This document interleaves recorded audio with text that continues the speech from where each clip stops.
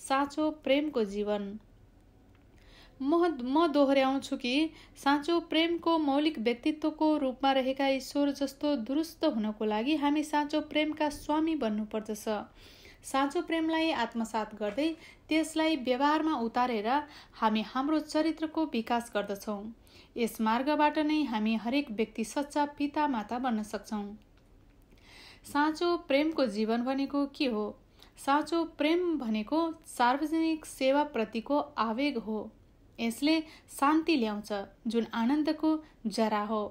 स्वार्थी प्रेम भनेको आफ्नो सहकर्मी खाली आफ्नै खातिर मात्र रहोस् भन्ने उत्कण्ठाको मुकुण्ड हो। तर साँचो प्रेम यस्ता भ्रष्टताहरूबाट मुक्त रहन्छ। साँचो प्रेमको सार भनेको दिने क्रिया हो।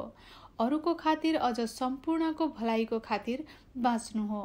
साँचो प्रेममा त्याग गरिन्छ र त्यसलाई बिर्सिदिइन्छ र दिने क्रमलाई बन्द नगरिकन जारी राखिन्छ। साँचो प्रेममा खुसी साथ दिने क्रिया हुन्छ। यस किसिमको साँचो प्रेम आफ्नो बच्चालाई आफ्नो कोखमा खेलाउँदै स्तनपान गराउने एउटी आमाको आनन्दपूर्ण र प्रेममय हृदयमा पाइन्छ। साँचो प्रेम भनेको बलिदानपूर्ण प्रेम हो। जस्तो कि एउटा पितृभक्त छोराले आफ्नो बाबुआमालाई मद्दत गर्दा सबैभन्दा ठुलो सन्तुष्टि प्राप्त गर्दछ। ईश्वरले असीम, अद्वितीय, अपरिवर्तनीय, अनन्त र फिर्ता पाउने आशा नभएको वा शर्त बिना सबै कुरा लगानी गर्ने किसिमको प्रेमबाट ब्रह्माण्डको सृष्टि गर्नुभएको छ। साँचो प्रेम ब्रह्माण्डको मुहान हो। जब हामी यसलाई प्राप्त गर्दछौँ तब साँचो प्रेमले हामीलाई ब्रह्माण्डको केन्द्र तथा स्वामी बनाउँदछ। साँचो प्रेम ईश्वरको मूल हो, सदिच्छा र शक्तिको प्रतीक हो। जब हामी आपसमा साँचो प्रेममा आबद्ध हुन्छौँ तब हामी एकअर्कासँगको समागमनको आनन्दलाई निरन्तर बढाउँदै सधैँको लागि सँगै रहन सक्दछौँ। साँचो प्रेमको आकर्षणले ब्रह्माण्डका सबै चिजहरूलाई हाम्रो आधिपत्यमा ल्याइदिन्छ। त्यसबेला ईश्वर पनि हामीसँग बस्न आउनुहुनेछ। साँचो प्रेमको मूल्यसँग कुनै पनि कुरालाई दाज्न सकिन्न। राष्ट्र बीचको सीमाङ्कन तथा जाति अनि धर्म बीचका अडचनहरू लगायत पतित मानव जातिले सिर्जना गरेका सबै अवरोधहरूलाई निर्मूल गर्ने शक्ति साँचो प्रेममा निहित हुन्छ। असीम, अद्वितीय, अपरिवर्तनीय र अनन्त हुनु नै ईश्वरीय साँचो प्रेमका प्रमुख विशेषताहरू हुन्। अत जसले ईश्वरको साँचो प्रेमलाई व्यवहारमा उतार्दछ ऊ सधैँ ईश्वरसँग साथ रहन्छ, उहाँको आनन्दमा सहभागी हुन्छ, उहाँको कार्यमा बराबरीको हैसियतले सहभागी हुने अधिकार तथा उत्तराधिकारको उपभोग गर्दछ। अत पर सेवामा व्यतीत गरेको जीवन अर्थात् साँचो प्रेमको जीवन भनेको स्वर्गीय अधिराज्यमा प्रवेश गर्नका निमित्त अपरिहार्य पूर्वाधार हो। आदरणीय नेतृत्वदायी महानुभावहरू, तपाईहरू अहिले वैवाहिक आशिषको युगमा बाँचिरहनु भएको छ। ईश्वरका प्रतिज्ञाहरू सिद्ध हुँदै आइरहेका छन्। सृष्टिको ईश्वरीय आदर्शका रूपमा रहेको पृथ्वीको स्वर्गीय अधिराज्य तपाईहरूकै आँखा अगाडि स्थापित हुँदैछ।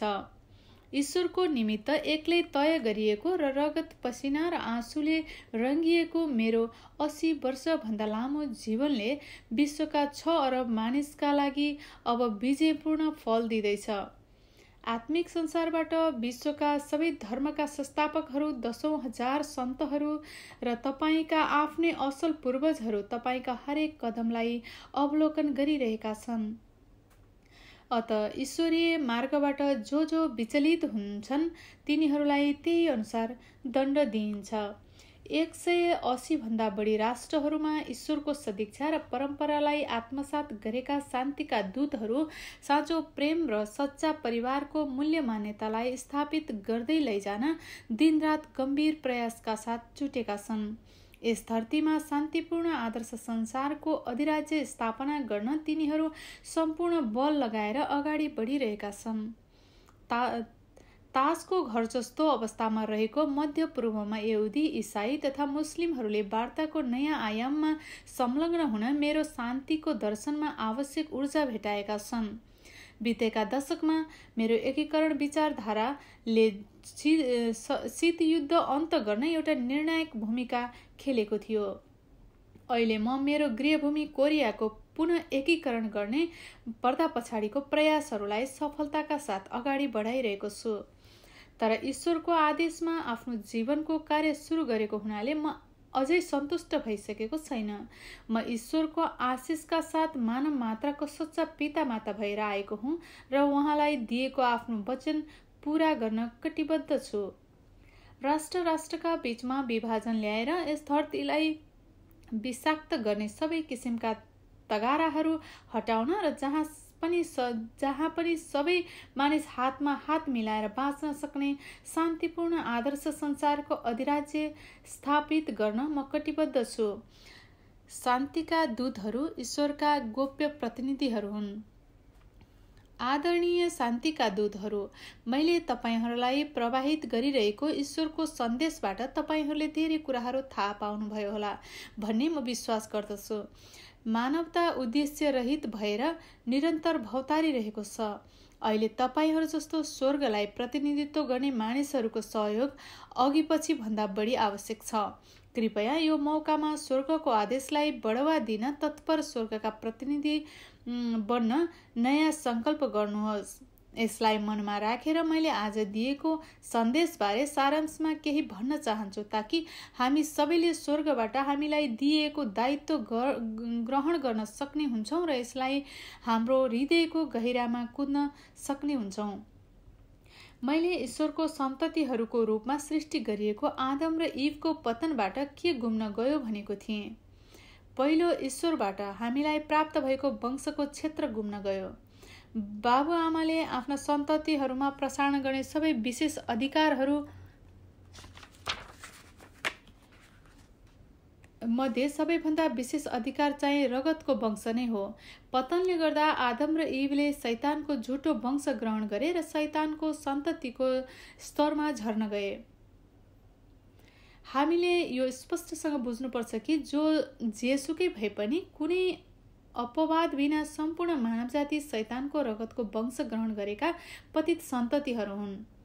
ईश्वरले आदम र इभलाई सृष्टि गर्दा उहाँले आफ्नो सम्पूर्ण अस्तित्व 100% रित्याउनु भएको थियो र तिनीहरूलाई अटल आस्था, असीम प्रेम र पूर्ण आज्ञाकारीको स्तरमा सृष्टि गर्नुभएको थियो। प्रेम र जीवनको बीजको रूपमा उहाँले तिनीहरूलाई आफ्नो वंश दिनुभएको थियो। यसैले यस क्षणदेखि तपाईहरूलाई ईश्वरले बेग्लै मानिसको रूपमा पनि सृष्टि गर्दै हुनुहुन्छ। तपाईहरूको लागि एउटा फराकिलो मार्ग खोलिएको छ ताकि तपाईहरू सच्चा पिता माताबाट प्रदान गरिएको पवित्र जीवन मृत समारोहमा नवविवाहित दम्पतिको रूपमा वा पहिले नै विवाह गरिसकेको दम्पतिको रूपमा सहभागी भई आशिष प्राप्त गरेर आफ्नो वंश परिवर्तन गर्न सक्नुहुन्छ र सच्चा परिवार स्थापित गर्न सक्नुहुन्छ। दोस्रो, पतनका कारण आदमको परिवारमा दाजु केनले आफ्नो भाइ एबेलको हत्या गर्यो र सहोदरको प्रेमको क्षेत्र गुम्न गयो। ईश्वरको मौलिक परिवारको संरचना सहोदरको बीचमा प्रेम र सामञ्जस्य भएर आशीर्वादले पूर्ण भएको हुनु पर्थ्यो। तर पतनले ईर्ष्या र प्रतिशोधले भरिएको सहोदरको सम्बन्ध तुच्छ हुन गयो। यसै कारणले गर्दा त मानव जातिले मैले अगुवाई गरेको विश्वव्यापी अन्तर सांस्कृतिक आदान प्रदान विवाह मार्फत वंशलाई सुल्ट्याउन आवश्यक छ। सापेक्षिक रूपमा स्वर्गको पक्षतर्फ अलि नजिक भएको एबेलले कर्ता सहभागीको स्थानमा दाजुको दर्जा जमाउनु पर्दछ। यसले मौलिक परिवारको संरचना स्थापित गर्दछ। महिला तथा सज्जनवृन्द, मैले आफ्नो जीवनकालमा शैतानका यिनै रहस्यहरू पत्ता लगाउने र यसको भण्डाफोर गरेको हुनाले शब्दहरूमा वर्णन गर्न नै नसकिने कठोर यातना र पीडा भोग्नु परेको थियो। तर अहिले सबै अवरोधहरूमाथि मैले विजय हासिल गरिसकेको छु र स्वर्गको शक्ति अभिव्यक्त हुने स्वर्गको आगमन पछिको युगको घोषणा गरिसकेको छु। यस आधारशिलामा मैले हालको विश्व जनसङ्ख्याको 78%लाई प्रतिनिधित्व गर्ने धर्म र राष्ट्रहरूलाई एक सूत्रमा ल्याउने विश्व स्तरको एबेल जगत खडा गर्दैछु।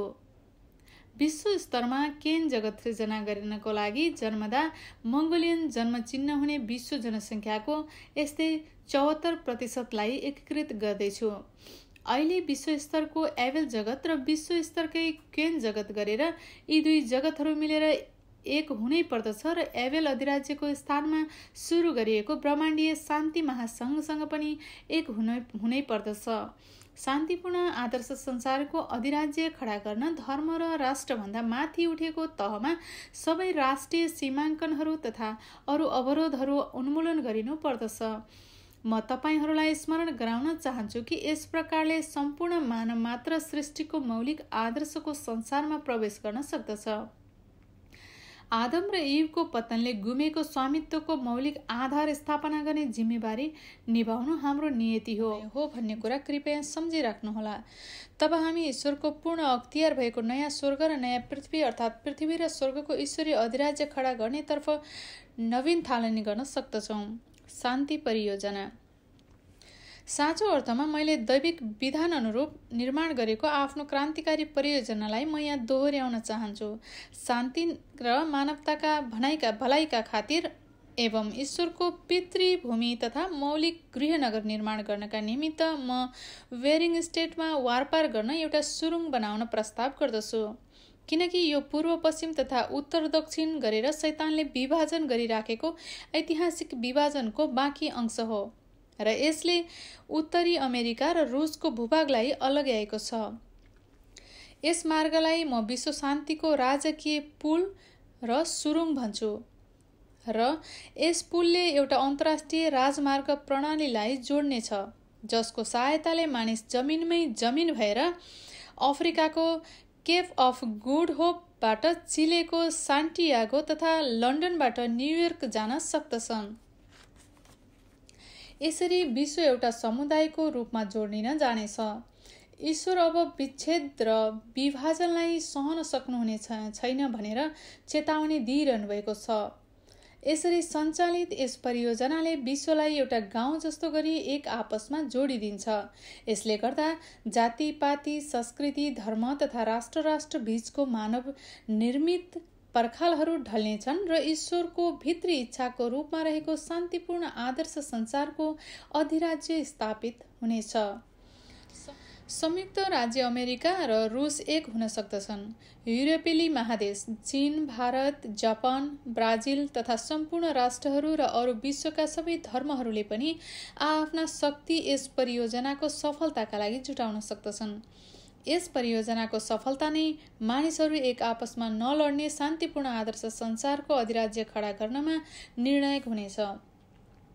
महिला तथा सज्जनवृन्द, कसैलाई यो परियोजना पूरा हुन सक्छ भन्ने कुरामा शङ्का होला, तर विशेष गरी त्यो ईश्वरको इच्छा हो भने जहाँ इच्छा छ त्यहाँ सधैँ उपाय हुन्छ। 21औं शताब्दीको विज्ञान तथा प्रविधिले वेरिङ स्टेटमा सुरुङ निर्माण गर्न सम्भव बनाएको छ। निर्माण गर्न लाग्ने खर्च पनि कुनै समस्या होइन। विचार गर्नुहोस् त विश्वमा कति पैसा लडाईँमा खर्च भइरहेको छ। मानव जातिले यो अनुभूति गर्नुपर्दछ कि हामीहरूले इतिहास र हाम्रा भावी सन्ततिहरूको सम्मुख डरलाग्दो पाप गरिरहेका छौँ। हामी एउटा उदाहरण लियौँ। 3 वर्षभित्रमा संयुक्त राज्य अमेरिकाले इराकी लडाईँमा कति खर्च गर्यो? 2 खर्ब अमेरिकी डलर पुग्न लागिसक्यो। त्यो रकम वेरिङ स्टेट परियोजना सम्पन्न गर्नका लागि पर्याप्त हुन्थ्यो। यस युगमा लडाईँ द्वन्द्व समाधान गर्ने एउटा सबैभन्दा निम्न स्तरको र विध्वंसकारी तरिका हो र यसबाट कहिले दिगो शान्ति आउन सक्दैन। मृत्युबाहेक अरू केही हासिल नहुने लडाईँमा असीमित पैसा खर्च गरेर हामी यो पागलपूर्ण क्रूरतालाई निरन्तरता दिन किन बाध्य छौँ? अगमवक्ता ईशायाले सिकाए झैँ अहिलेको यो समय भनेको तरबारहरूलाई हलोको फाली र भालाहरूलाई काटछाँट गर्ने र चक्कुमा परिवर्तन गर्ने समय हो। मानव जातिले अब हाम्रा बालबालिकाको जीवन बलिदान गर्ने तथा लडाईँ लड्न मूर्खतापूर्वक अत्यधिक धनराशि खर्च गर्ने निरन्तर चक्रलाई अन्त गर्नै पर्दछ। अहिले विश्वका अधिकांश देशहरूले आफ्नो स्रोतहरू एकत्रित गरेर उपभोग गर्ने र यो बृहत ब्रह्माण्डको मालिक ईश्वरले इच्छाएको शान्तिपूर्ण आदर्श संसारको अधिराज्यतर्फ अग्रसर हुने बेला आएको छ। महिला तथा सज्जनवृन्द मानवता अगाडि बढ्नै नमिल्ने मार्गमा सयर गरिरहेको छ। अब बाँच्ने एउटै उपाय भनेको मैले सिकाएको साँचो प्रेम, साँचो जीवन र पक्का वंशको शान्ति दर्शनलाई व्यवहारमा उतार्नु हो। अहिले हामी स्वर्गको आगमन भइसकेको युगमा प्रवेश गरेका हुनाले तपाईहरूका असल पूर्वजहरूलाई सक्रिय बनाइएको छ तथा स्वर्गका मालिकहरू धरतीमा ओइरिँदैछन्। चाँडै नै अहिले बलियो र सम्पन्न देखिएका देश र जनताले आफ्नो मार्ग परिवर्तन गर्दै यस दिशातर्फ उन्मुख हुनेछन्। हाम्रो लक्ष्य म तपाईहरूलाई रोज्न दिन्छु, अज्ञानतामा पूर्णता हुन सक्दैन। मैले तपाईहरूलाई आज ईश्वरको तर्फबाट जुन सन्देश सुनाए त्यो अहिलेको पुस्ताका लागि आशीर्वाद पनि हो र चेतावनी पनि हो।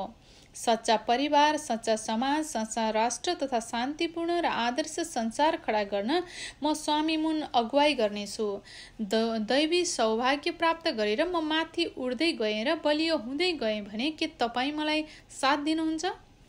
अथवा शैतानको चातुर्यतापूर्ण कार्यको रूपमा रहेका त्यही पुराना पर्खालहरू जस्तै विश्वासको परिधि, संस्कारको परिधि, राष्ट्रवादको परिधि, जातीयताको परिधिको पछाडि बन्दी भएर रहनुहुन्छ र पृथ्वीको बाँकी जीवन पीडा र पश्चातापमा बिताउनुहुन्छ?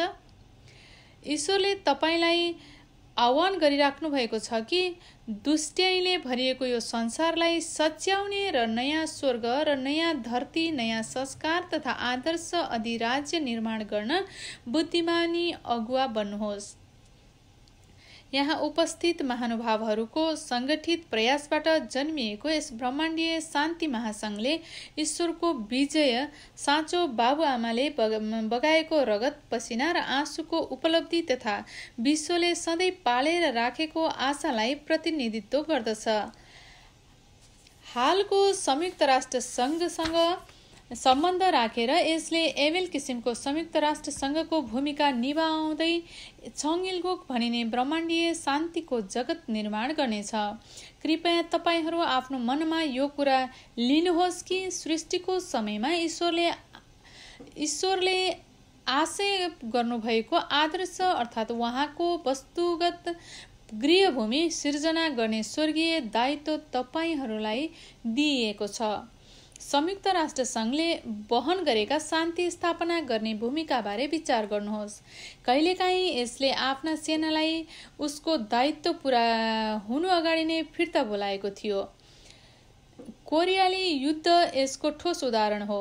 यसै कारणले 120 राष्ट्रहरूमा ब्रह्माण्डीय शान्ति महासङ्घको समुद्घाटन गर्ने विश्व भ्रमणको दौरानमा अक्टोबर 20 का दिन उक्राइनमा मैले विश्व सामु मानव कल्याण र भविष्यको लागि शान्ति अधिराज्य प्रहरी बल तथा शान्ति अधिराज्य सैन्य दलको स्थापना गरिएको घोषणा गरेको थिएँ।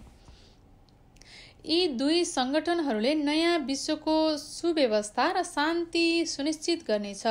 मानवता अझै पनि स्वर्गको आगमनभन्दा अगाडिको युगको अवशेषका रूपमा रहेका विखण्डन र स्वार्थको पासोमा फँसेका छन्।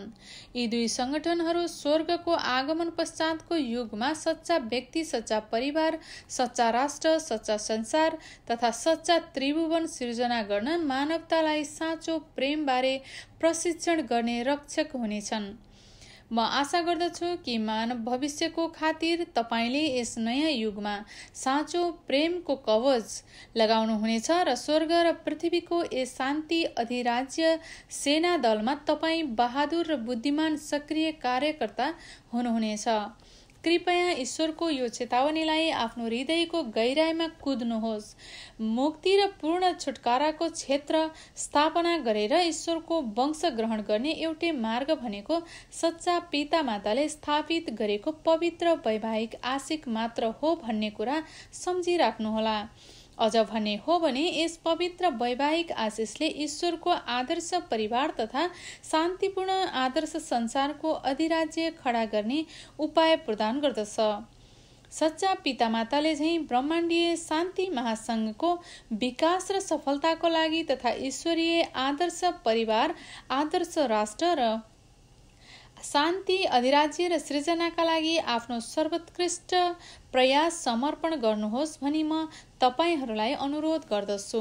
कृपया ईश्वर अनन्त शान्ति सम्राटलाई मानवताका सच्चा पिता माताको रूपमा सेवा गर्न सक्ने र उहाँसँगै जिउन सक्ने सच्चा राजकुमार र राजकुमारी बन्नुहोस्। सबै अनन्तसम्मको शान्ति अधिराज्य सृजना गर्न हामी सच्चा निष्ठावान सहृदयी सन्तान देशभक्त सन्त तथा ईश्वरको पूजनीय छोरा र छोरीहरूको परिवारको सदस्यको स्तर कायम राखेर बाँचौँ। ईश्वरको आशीर्वाद सधैँ तपाईँ, तपाईँका परिवार तथा तपाईँको राष्ट्रको साथ रहोस्। धन्यवाद।